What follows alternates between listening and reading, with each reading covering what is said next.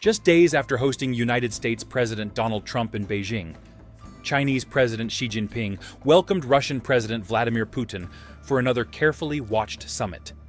The timing immediately drew global attention because it placed China at the center of two competing geopolitical relationships at the same moment. Trump's visit focused on stabilizing ties between the world's two largest economies after years of confrontation, while Putin's visit focused on preserving a strategic partnership increasingly shaped by the war in Ukraine and Russia's growing dependence on China.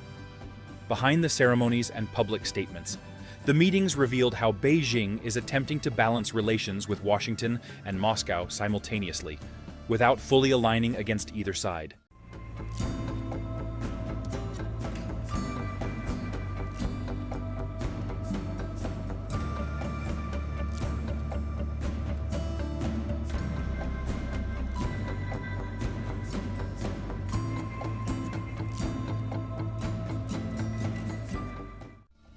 Putin arrived in China for a two-day visit that marked his 25th trip to the country as Russian president. The visit coincided with the 25th anniversary of the Sino-Russian Treaty of Friendship, signed in 2001, which institutionalized long-term cooperation between the two countries after decades of Cold War mistrust. Over the last decade, Xi and Putin have built one of the closest strategic relationships between major powers outside formal military alliances. Their governments regularly coordinate on energy, trade, military exercises, and diplomatic positions at the United Nations. Both leaders also share a broader objective of reducing Western influence over global political and financial systems. The symbolism surrounding the visit mattered almost as much as the formal agreements. During Trump's earlier trip to Beijing, Xi personally guided the American president through Zhongnanhai, the highly restricted leadership compound of the Chinese Communist Party. Access to the compound is extremely rare for foreign leaders. According to reports, Xi referenced Putin during the visit to emphasize how unusual the gesture was. That moment signaled that Beijing wanted to demonstrate confidence in managing relations with both Washington and Moscow simultaneously, rather than choosing between them. Chinese officials described the Trump visit as an effort to build what Beijing called a constructive relationship of strategic stability with the United States. That language reflected China's interest in preventing direct confrontation with Washington while maintaining stable trade and investment conditions during a period of slower economic growth. Despite public warmth during the visit, few major agreements emerged beyond broader commitments to continue dialogue. Beijing's immediate hosting of Putin afterward appeared designed to reassure Moscow that improving communication with Washington would not come at Russia's expense. For the Kremlin, the visit carried greater urgency. Russia's war in Ukraine has entered a difficult phase after more than 4 years of conflict. Ukrainian drone operations have increasingly penetrated Russian territory, including strikes near Moscow itself. At the same time, peace negotiations remain stalled, and Russia continues devoting enormous military and economic resources to sustaining the war effort. Analysts observing Putin's recent public appearances noted signs of mounting pressure inside the Russian system as casualties, sanctions, inflation, and infrastructure disruptions gradually affect domestic stability. The pressure became more visible during Russia's recent Victory Day military parade. Traditionally, the event showcases Russia's largest ballistic missiles, armored vehicles, and military hardware in central Moscow. This year, however, several major systems were absent or significantly reduced. Analysts interpreted the smaller display as evidence that much of Russia's deployable equipment remains committed to the Ukrainian battlefield. Public opinion data also suggested rising concerns. Russia's state pollster VTSIOM reported that Putin's approval rating had fallen to 65.6%. Its lowest level since the full-scale invasion of Ukraine began in February 2022. Although that number would still represent strong support by international standards, the decline matters inside a political system built around centralized authority and perceptions of stability.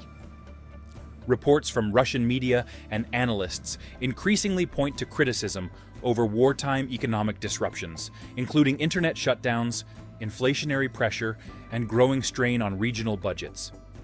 While there is no indication of immediate political instability inside Russia, the Kremlin now faces a more difficult environment than during the earlier stages of the conflict.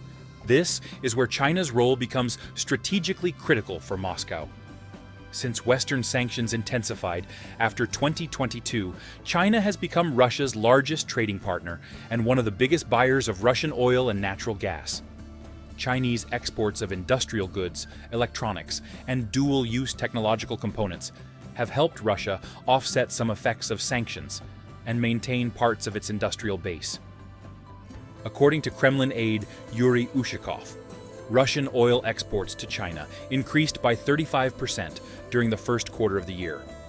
That trade relationship has become central to Russia's economic resilience. At the same time, Beijing continues presenting itself publicly as neutral regarding the Ukraine conflict. Chinese officials regularly call for negotiations and political settlement while avoiding direct military involvement. However, Western governments increasingly argue that Chinese commercial support indirectly strengthens Russia's wartime economy. Beijing rejects those accusations and insists that normal economic cooperation with Moscow should not be politicized. China's leadership calculates that maintaining strong relations with Russia provides strategic depth against American influence, while avoiding the risks of becoming directly tied to the battlefield. The broader geopolitical context also matters. Tensions across the Middle East, especially disruptions affecting the Strait of Hormuz, have increased the importance of diversified energy supplies for major economies. China's long-term energy partnership with Russia gives Beijing an alternative source of oil and gas less vulnerable to instability in maritime trade routes controlled by Western-aligned naval powers. That energy relationship has deepened significantly since 2022 through pipeline expansion, discounted oil purchases, and increased settlement in local currencies instead of the US dollar. Still, the balance inside the partnership has shifted. Before the Ukraine war, Russia approached China as a near-equal strategic power. Today, many analysts believe Moscow depends far more heavily on Beijing than Beijing depends on Moscow.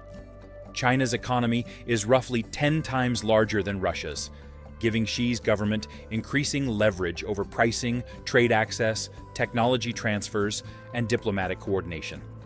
Some European and American analysts now describe Russia as the junior partner in the relationship, though both governments publicly reject that characterization.